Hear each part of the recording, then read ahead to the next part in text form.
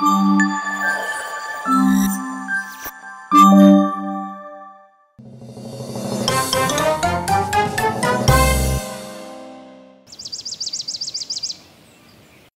ఎక్కడి నుంచో లేపించినట్టుగా ఉంది.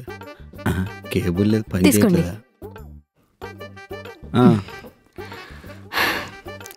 ఏమండి, నాకు ఒక మంచి బిజినెస్ ఐడియా వచ్చిందండి.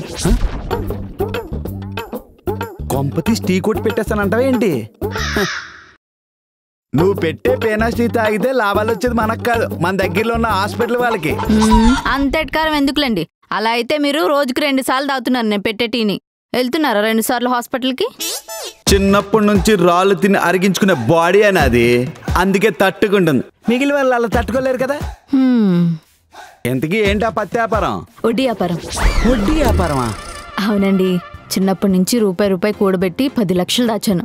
10 రూపాయలు వడ్డీకి ఇచ్చిన నెల మొత్తం అసలు అలాగే ఉన్నా 1,00,000 రూపాయలు వడ్డీ వస్తుంది. 10 రూపాయలు వడ్డీయా? నువ్వు ఇస్తానన్నా తీసుకున్నా కొడుకు ఎవడుంటాడే? ఎందుకు తీసుకోరు? అవసరం ఉన్నోడి దగ్గరికి వెళ్ళి అడిగితే 100 రూపాయల వడ్డీకైనా తీసుకుంటారు. దాన్ని వ్యాపారం అనరు, అవతలి వాళ్ళ అవసరంతో ఆడుకోవడం అంటారు. ఇలాంటి పాపం పనిలో నన్ను పాలు పంచుకోనివ్వద్దు. నీ సావు నువ్వు సావు. తక్కువేం కాదు, నేను చేసుకోలేం. మరి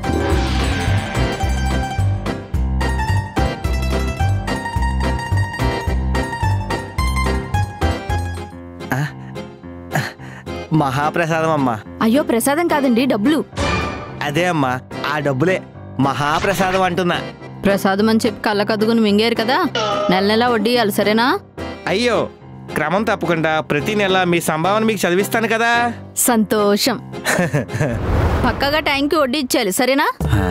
పక్కింట్లో ఉంటాం, మీరు అప్పుడప్పుడు మా ఇంటికి వచ్చి భోజనం చేస్తూ ఉంటారు. వడ్డీలో డిస్కౌంట్ లేదా? ఎందుకు లేదు, మీకు కాబట్టి 10 రూపాయలు. మరి బయట వాళ్ళకైతే 10 రూపీస్. ఏమండి, మనం డబ్బులు వడ్డీకి ఇచ్చాం కదా. ఇచ్చాము కాదు, ఇచ్చావు. ఆల్రెడీ ముందే చెప్పా, నీ పాపం పనిలో నేను పాలు పంచుకోనని. అదేలేండి, వడ్డీకి డబ్బులు ఇచ్చాను కదా. వాళ్ళు ఇప్పుడు ఫోన్ చేస్తుంటే సరిగ్గా రెస్పాండ్ అవ్వట్లేదు. సరిపోయింది, నీకు అలానే కావాలా? పెళ్ళయ్యేటప్పుడు నా ప్రతి అడుగులో తోడుంటాననే కదా నన్ను పెళ్లి చేసుకున్నారు.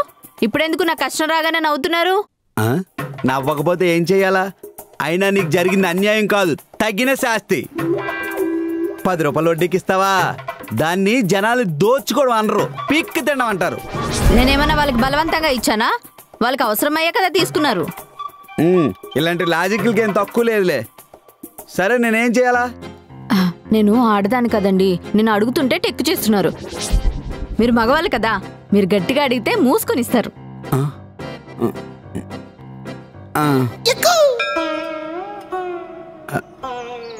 పంతులు గారు, మా ఆవిడ దగ్గర 3 లక్షలు వడ్డీకి తీసుకున్నారంట.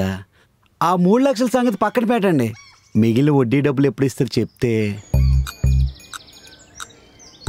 నా దగ్గర లేవు, ఉన్నప్పుడు ఇస్తా. అడగండి.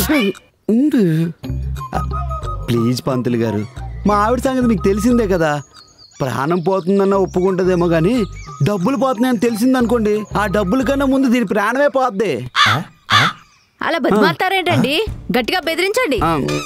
బెదిరించరా? ఏయ్, బ్రాహ్మణ హింస మహాపాపం, శపించేతను అయిపోతారు. ఏ పంతులు గారు, మేమేమి హింసించామండి? అదిగో ఆవిడ బెదిరించమంటుంది కదా, అది కూడా హింసే. నువ్వు ఊరుకోవే, మళ్ళీ చెప్పించేస్తాడు. ఆడి మోకం, ఆడికి శుక్లాంబరదనం చదవడమే సరిగ్గా రాదు, ఇంకేం చెప్పిస్తాడు? నన్నే ఇంత మాట అంటావా? ఓ సరస్వతి పుత్ర, సాంచిపుత్రులందరూ ప్లీజ్ అండి. కేవలం నీకోసమే ఊరుకుంటున్నాను నాయన. సర్లేండి, ఆ వడ్డీ డబ్బులు ఎప్పుడు ఇస్తారో కొంచెం. లేవండి నా దగ్గర, చూసుకోండి. లేడీస్ ఉన్నారు, చూసుకోండి.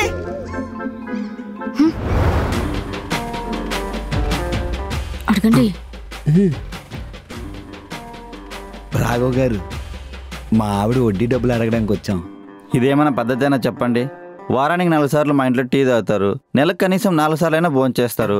టీ పొడి కూడా మా ఇంటి నుంచినే, కారం పొడి కూడా మా ఇంటి నుంచినే. ఇన్ని చేస్తున్నా నేను వడ్డీ డబ్బులు ఇప్పుడు లేవండి, ఉన్నప్పుడు ఇస్తా అని చెప్పాను. ఈ మాత్రం దానికే పంచాయతీకి వచ్చేస్తారు ఇంటి దగ్గరికి. పంచాయతీకి కాదండి, మరి జస్ట్ అడగడానికి వచ్చా అంతే. బెదిరించండి. ఏంది? బెదిరిస్తారా? బెదిరించండి చూద్దాం. రాఘవ్ గారు ఏంటి? ఏం లేదండి, వడ్డీ డబ్బులు మీ దగ్గర ఎప్పుడుంటే అప్పుడే ఇవ్వండి అంతే. డబ్బులు దాయడం తెలీదు, దాచిన డబ్బులు వసూలు చేయడం కూడా రాదు. అసలు మీకేమొచ్చు నాకు అస్సలు అర్థం కావట్లేదు. అంటే తెలిసిన వాళ్ళ దగ్గర రౌడీలా బిహేవ్ చేయడం నాకు రాదే. ఆహా, తెలియని వాళ్ళైతే పెద్ద మగధీర సినిమాలో రామ్ చరణ్ లాగా 100 మందిని చంపేసి వస్తారు. మరి అసలు మీ వల్ల ఏం కాదని అర్థమైపోయింది. వాళ్ళకి నా స్టైల్లోనే ట్రీట్మెంట్ ఇస్తా. ఇప్పుడు ఈ పిచ్చిన కూడా ఏం ప్లాన్ చేస్తుంది ఏంటో. నా ముద్దు పేరు పెట్టుకుంటా లేనుకెళ్ళి. ఏమమ్మా తల్లి, వడ్డీ డబ్బులు ఎవరు ఇవ్వడం లేదని చెప్పి నా బండి కింద పడి ఆత్మహత్య చేసుకుందాం అనుకుంటున్నావా? డబ్బుల విషయానికి వస్తే నేను ఆత్మహత్య చేసుకునే రకాన్ని కాదు, డైరెక్ట్ గా హత్యే. ఏంటి మీదకి వస్తుంది? ఏం చేయదు కదా. పదండి. ఎక్కడికి?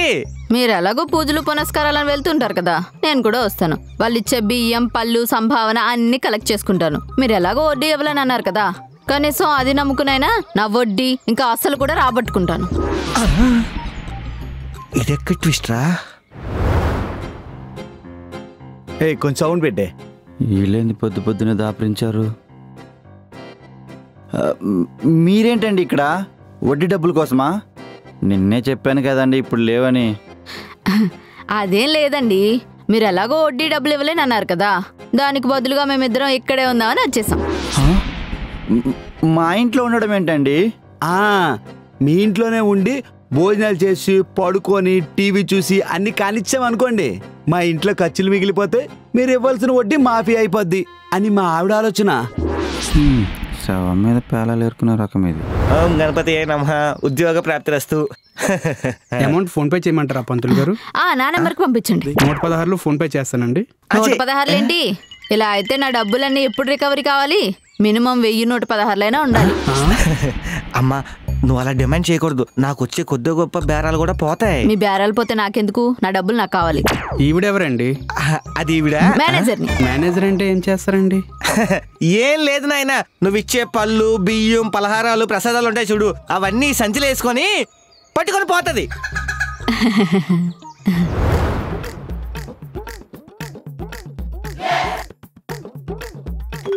మీకు ఆ తిన్న కోడు కూడా అరగదు.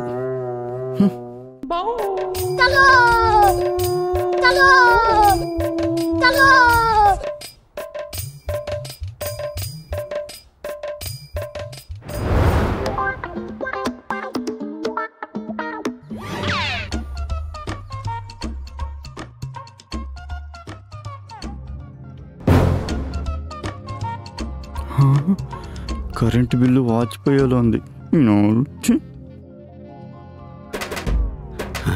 ఇది ఎక్కువ వేసేస్తుంది, దీనికన్నా ఎక్కువ నేను వేసేయాల. ఇది బాగుంటది. ఇది మన ఇంట్లో ఉన్నట్టు ఉంది కదా. పర్లేదు, వేసేయండి. ఏమండి ఏమండి, ఆ గ్యాస్ కూడా వేసేయండి. అది పట్టదే, మడత పెట్టి వేసేయండి. అవునా? ఎలా మడత పెట్టాలా? ఇది రావట్లేదే. ఏంటండి సామాన్లు నా బ్యాగ్లోకి వేసుకుంటున్నారు? అంటే రాఘవ్ గారు, మా ఇంట్లో ఈ వస్తువులు ఏమి లేవండి, అందుకే తీసుకెళ్ళిపోతున్నాం. మీరు వడ్డీ డబ్బులు ఇవ్వలేదు కదా. బ్రదరు, మీరు మా ఇంట్లో పడి దొబ్బి తింటామనే చెప్పారు, ఇలా సామాన్లు తీసుకుపోతారా? తూచ్, ఇది తొండి. ఆహా, మీరు కూడా మా వడ్డీ డబ్బులు టైంకి ఇచ్చేస్తానన్నారు కదా, కానీ ఇవ్వలేదుగా. తూచు తొండి. మీరు నాశనం అయిపోతారు. అమ్మా తల్లి, వడ్డీకి డబల్ వడ్డీ సంపాదించావు తల్లి, అయినా సరే నన్ను వదలవా?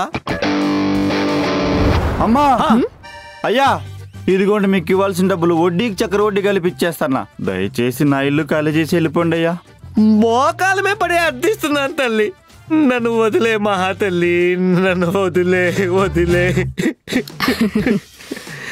ఇది జస్ట్ శాంపుల్ మాత్రమే.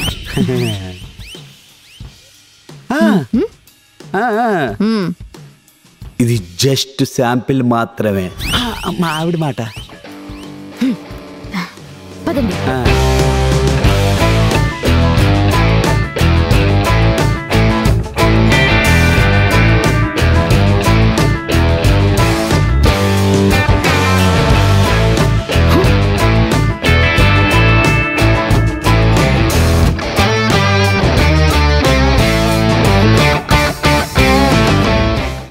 అంటే ఎంత ఇష్టమో తెలుసా? తెలీదు, అయినా తెలుసుకోవాలనుకోలేదు. అయినా పర్లేదు చెప్పేస్తా. నువ్వు ఓకే అంటే నేను లవ్ చేస్తూ ఉండిపోతా. రే రాకెట్ రాఘవా. రోమియో రోహన్. అదేలే. నీ ఏజ్ ఎంతరా? 23 యూనో. I don't know. నా ఏజ్ ఎంతో తెలుసా? అయినా ప్రేమకి ఏజ్తో సంబంధం అని చెప్పు. Are you serious about me? Yeah.